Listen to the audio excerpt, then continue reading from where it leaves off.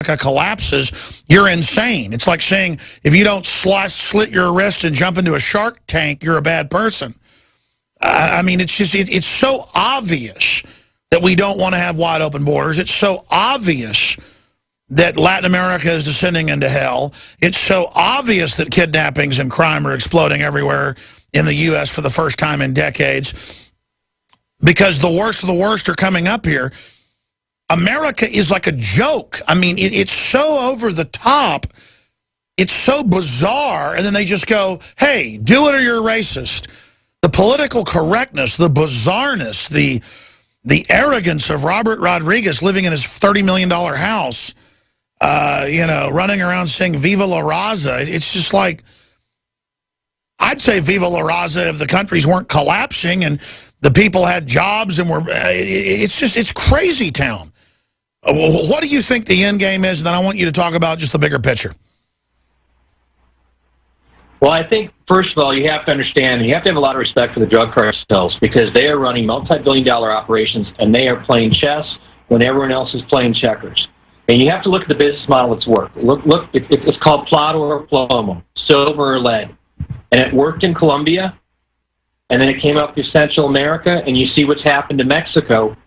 Why should those same business principles not work in the United States? If I was running an organization, I would use what works for me. And in the last 9 years, unfortunately, I'm seeing this momentum coming at us, not stopping at the border, but rolling into the United States. I mean, let's look at the kidnappings in Arizona. I mean, it's here, guys.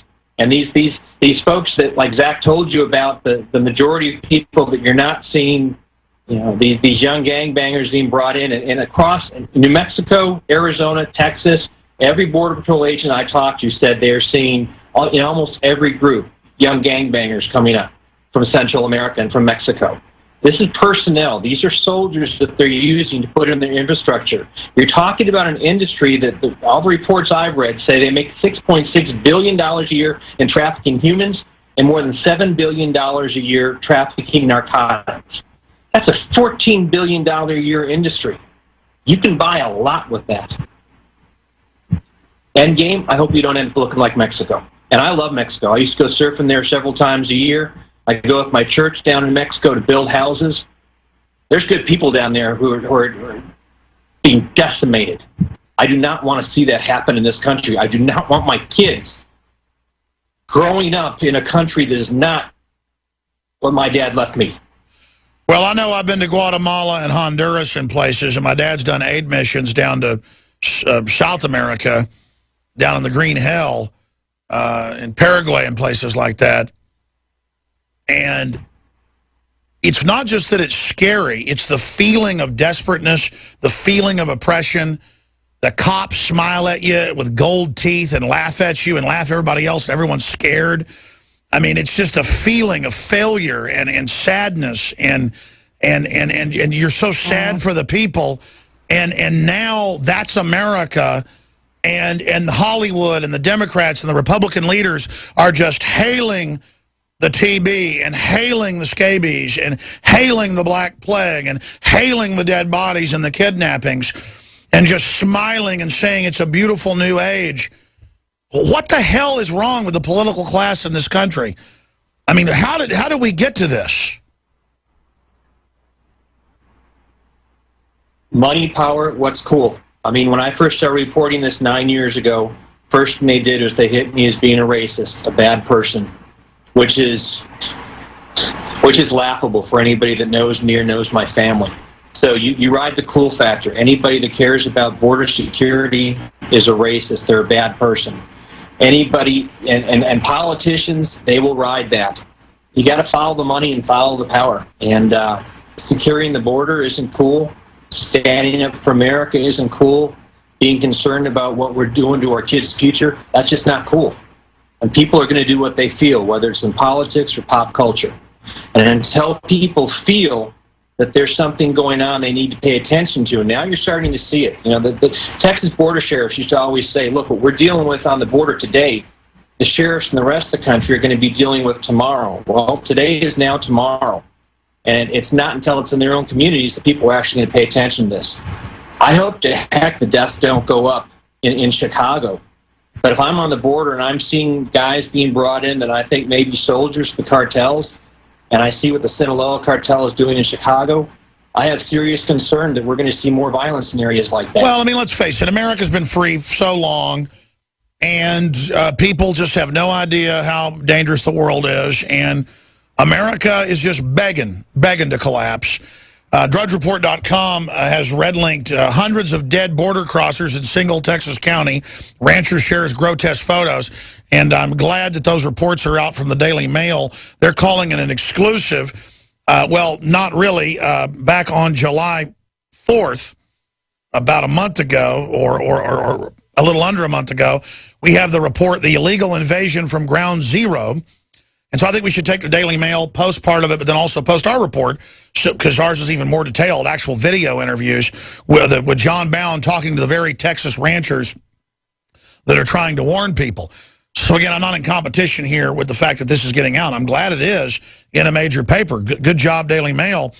Just we have the actual video, not just the photos, in the 7-minute report by John Bound titled The Illegal Invasion from Ground Zero. We probably should just change the YouTube name to Video of Hundreds of Dead Illegals in Texas, or Video and Photos of Dead Illegal Children in Texas. And so people will pay attention to this report that aired on the Nightly News on July 4th, and it was a special report. And then we'll have that reposted to Infowars.com so it can augment the Daily Mail report. But again, that's why we have Chris Burgard on. He's down there detailing this, and he has this in his previous film, Border, and now in the new one, Back to the Border. And I mean, we're talking about little dead Mexican girls, folks, with their faces shriveled with flies coming out their eyes, okay? This is horrible. And I feel for these children. You know, they say, oh, let them come here. They're trying to get away from collapsed societies. We're going to collapse. Okay? I mean, you know, if Obama said, let's raise money to build schools down in Guatemala and teach free market, I'd say, okay, let's raise money. But they're not doing that. They want to bring the failure, the corruption, the mafia up here to sabotage the country. I mean, the criminals get off on ugliness. And I'm telling you, folks, the Democratic Party and the people skimming money off the border invasion, they love it. And they are ordering the Border Patrol to stand down, not letting them have telephones, not letting them have bullets, not letting them shoot back. It is joke level, people. Chris, other points on this in closing? I think that one of the positives I've seen in 9 years is what you just brought up. Whereas reports like yours years ago would have been marginalized and dismissed by most of the American public, now you're leading the news. Now people are paying attention and people are saying, all these folks that we tried to marginalize, maybe they were right all these years after all. And I think that an informed public is an educated public, is a healthy public. And I think that politicians can only get away with what the American people let them get away with. Knowledge is power, Alex. And the more knowledge, the more information we get to the everyday American, the better chance we have to make it through this. I hear you. It's just, you know, I don't want to leave the United States because I realize this is a globalist model. It's happening everywhere. But, I mean, what if it leaves me? I mean, I don't want to live in Guatemala or Honduras. I mean, right up at the Texas border, you know, the bodies hanging off road signs, the dead police, the newspapers basically all closed along the Texas border because of rocket attacks on both sides. And, I mean, I would see truck bombs go off, rocket attacks, and it didn't even make the Dallas Morning News when a newspaper gets hit by mortars because they reported on the cartels. I mean, I've been threatened by them. And, you know, told, you better not come out and protest our open borders demonstration. We'll kill you. Of course, I went out and did it. But, I mean, it's just, God, I guess America just has a death wish. If America doesn't come together against this, I mean, why is everyone fleeing the South if we want to make it like that here? I just don't get it. It's like, let's flee the South, but then let's promote that culture and adopt it here. What do you say to that? I say that Don't underestimate the will of the American people. The American people are not the politicians. They are not the mainstream media. American people will wake up to this. American people will stand for what's right and what's wrong. It's a question of a tipping point. Do we get enough information out to 300 million people before it's too late? Yeah, and the Democratic Party and the Republican leadership want to exploit these tens of millions of desperate people while using our bleeding hearts to go along with it. Thank you so much. Your calls are coming up on Ebola. Stay with us.